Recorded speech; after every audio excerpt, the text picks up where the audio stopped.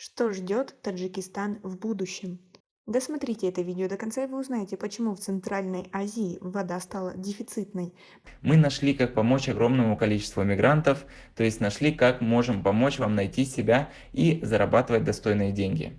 Для того, чтобы попробовать себя в работе онлайн, при этом ничем не рискуя и не уходя с текущей работы, оставьте свои данные по Google форме ниже под видео. Подписывайтесь на наши обновления, чтобы всегда оставаться в курсе событий. Засуха в мире может принести такой же ущерб, что и пандемия. С таким предупреждением выступили в Организации Объединенных Наций. Центральная Азия– это самый проблемный регион, где допускается страшное расточительство в использовании водных ресурсов.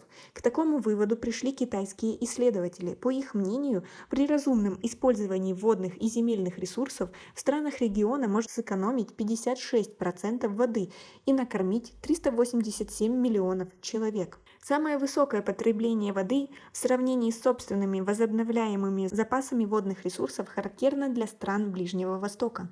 А на постсоветском пространстве в лидерах опять страны Центральной Азии – Узбекистан, Туркменистан, Таджикистан и Кыргызстан. Около 130 стран мира могут столкнуться с большим риском засухи уже в этом столетии. Отмечается также, что для получения единицы продукции в сельском хозяйстве стран Центральной Азии расходуется в 2,5–3 раза больше воды, чем в развитых странах. Сегодня в водном хозяйстве Таджикистана на нужды сельского хозяйства с орошаемым земледелием и в энергетике расходуется 92% объема потребляемой воды, а на промышленность и коммунальное хозяйство – 4%. В Таджикистане отмечаются и проблемы в питьевом водоснабжении. Около 58% населения республики не имеют доступа к централизованному водоснабжению. Некоторые жители страны все еще зависимы от привозной воды.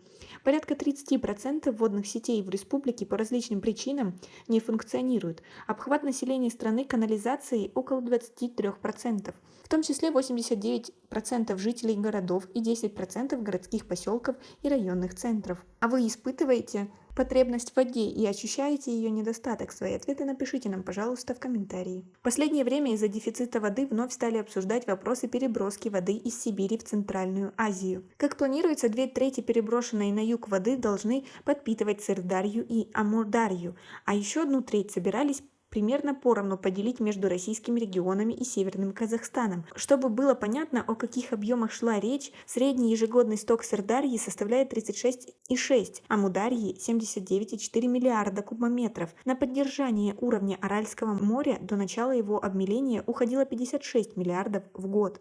Кстати, спасение или хотя бы замедление гибели Арала в качестве цели не рассматривалось. Практически вся вода должна была уйти на ирригационные нужды. Однако после 2025 года дальнейший рост населения продолжится и к 2050 году достигнет 100 миллионов человек, а эффект глобального потепления на водный ресурс достигнет максимума, и необходимость в дополнительной воде станет очевидной. Поэтому специалисты задают резонный вопрос, а не лучше ли направить усилия и средства на модернизацию оросительных сетей и внедрение водосберегающих технологий, что обойдется гораздо дешевле, чем строительство канала из Сибири. Большинство ученых и специалистов согласны с мнением, что нехватка водных ресурсов в Центральной Азии – это миф. Воды хватает на всех. Только нужно управлять ими целесообразно и рационально.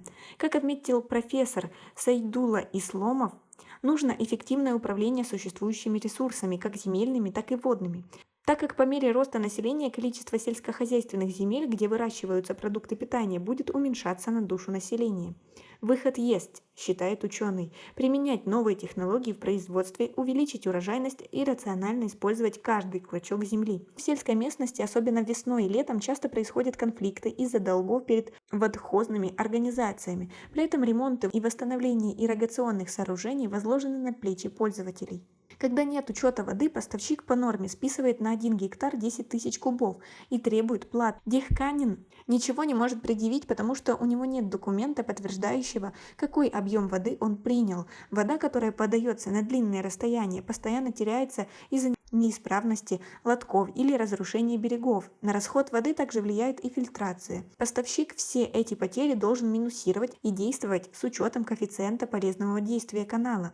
И эти потери не должны ложиться на плечи пользователей. Поэтому хозяйства не заинтересованы в экономии поливной воды, все равно будут платить согласно нормативам водхоза. А сколько воды и средств теряют бесцельно, никто не берет в расчет. И из-за такого халатного отношения правительства к воде мы с вами в ближайшее время будем очень сильно ощущать нехватку воды. Вы согласны? Свои ответы напишите нам, пожалуйста, в комментарии. У нас пока на этом все. Цените наше видео подпиской и лайком. До скорой встречи!